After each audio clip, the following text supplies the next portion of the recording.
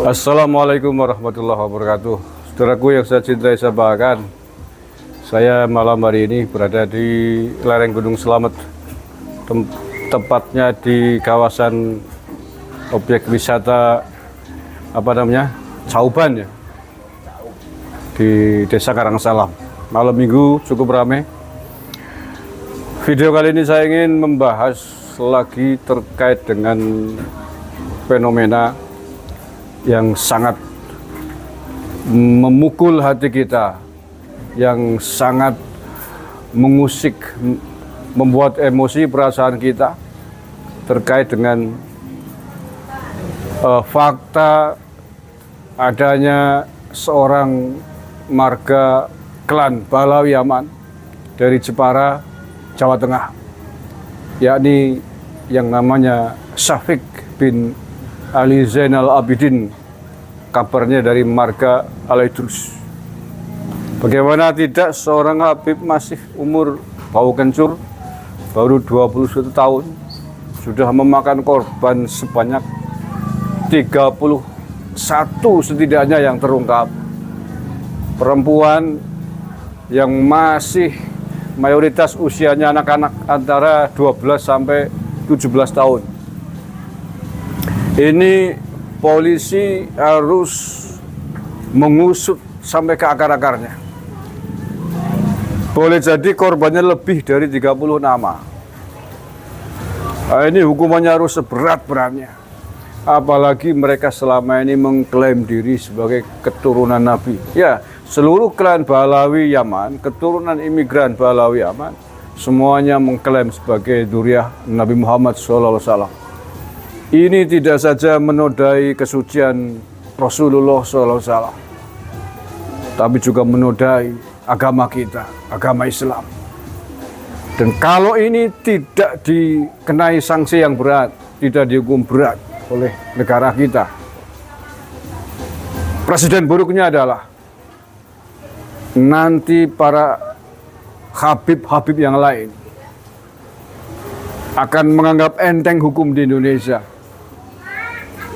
akan menganggap bahwa negara ini mudah dipermainkan, akan menganggap bahwa hukum di Indonesia mudah dibeli. Persoalannya bahwa kasus ini bukan kasus baru. Ada banyak, mungkin kalau dihitung ratusan kasus perempuan, wanita pribumi yang dirusak marwah martabatnya oleh keturunan Pahlawi dari Yaman ini.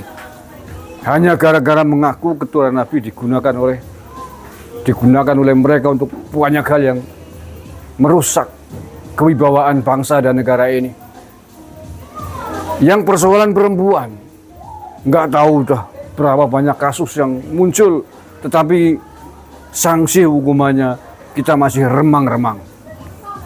Aparat kepolisian masih gamang, mungkin masih melihat, memandang mereka, meyakini mereka sebagai keturunan Nabi.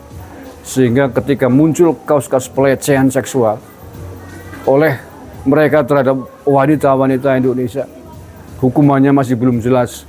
Yang semuanya tahu, muncul di publik, adanya kasus yang menimpa presenter Zeda Salim. Dia sampai nangis-nangis, sudah diumumkan di banyak media, termasuk media televisi, media mainstream, dan juga channel-channel YouTube yang lain. Tapi sampai hari ini kasusnya sudah hampir 2 tahun berjalan.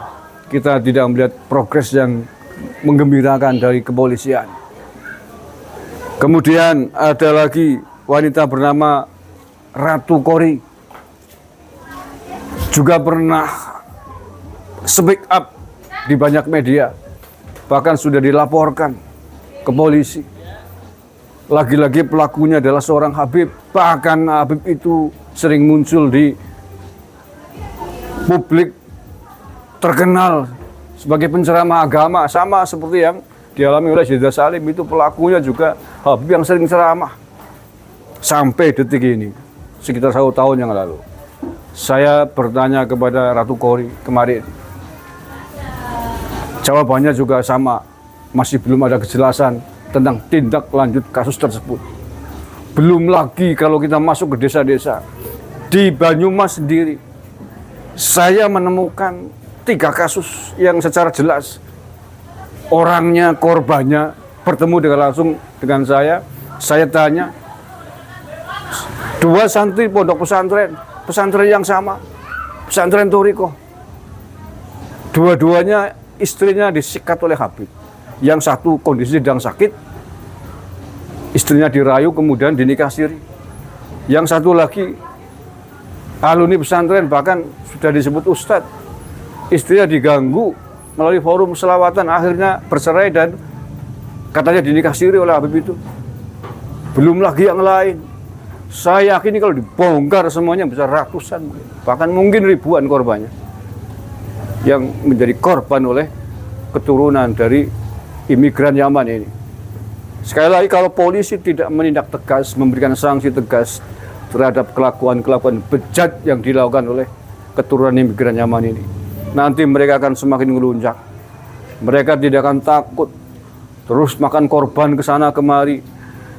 Pelajar-pelajar, wanita-wanita, santri-santriwati pribumi kita menjadi makanan mereka karena merasa dilindungi, merasa tidak tersentuh hukum.